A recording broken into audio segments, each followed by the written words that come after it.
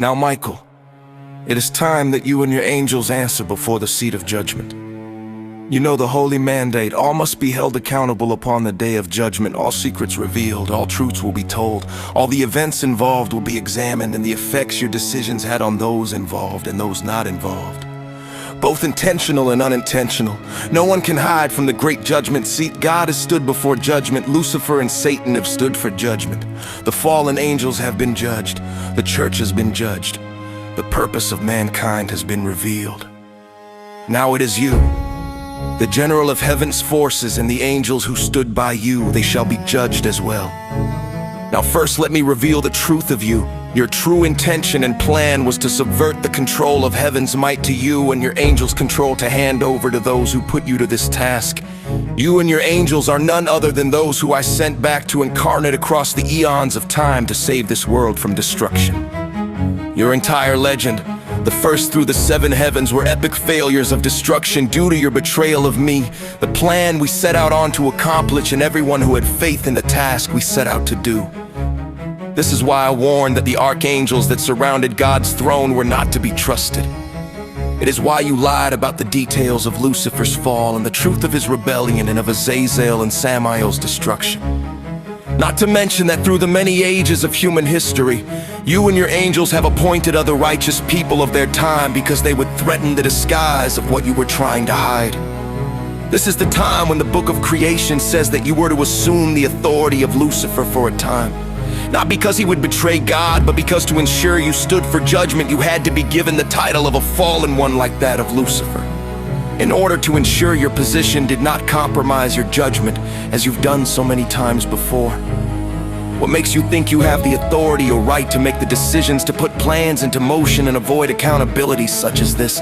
Simply put, one who had agendas such as yours were here would not carry about such accusations or repercussions.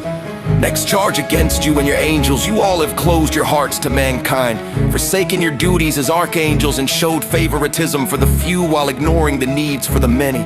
This is not a charge of religious beliefs, but your own direct decision or lack of action towards those you knew would commit sins one day. Your lack of action, denial of your duties as angels, and conviction in your hearts towards those who had not yet even committed the sins you held against them, eventually became the very catalyst that caused the corruption of evil to overwhelm Lucifer's angelic purity and taint the very heavens themselves.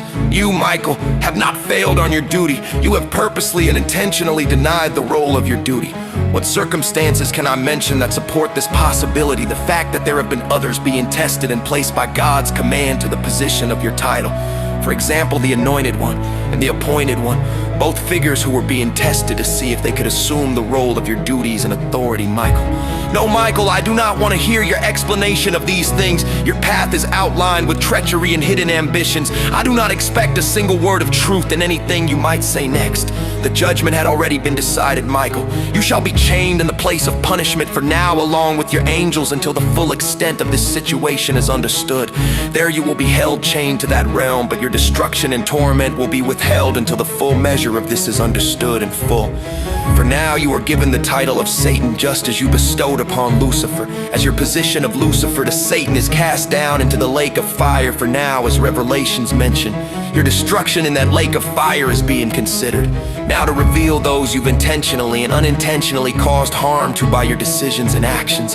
The very concept of heaven and paradise, peace in the grave after life is done. All this is jeopardized by what you've done.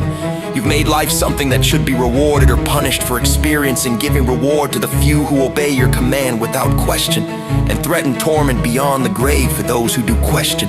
Did you never consider that life itself was enough hardship, and for their toiling the soil their whole lives would not be enough to deserve reward? You led them to stereotype each other, draw cultures, and make war over simple things like tradition. These heavens you've built are full of people who found a pattern in your system and are not truly what you set the guidelines to be to enter.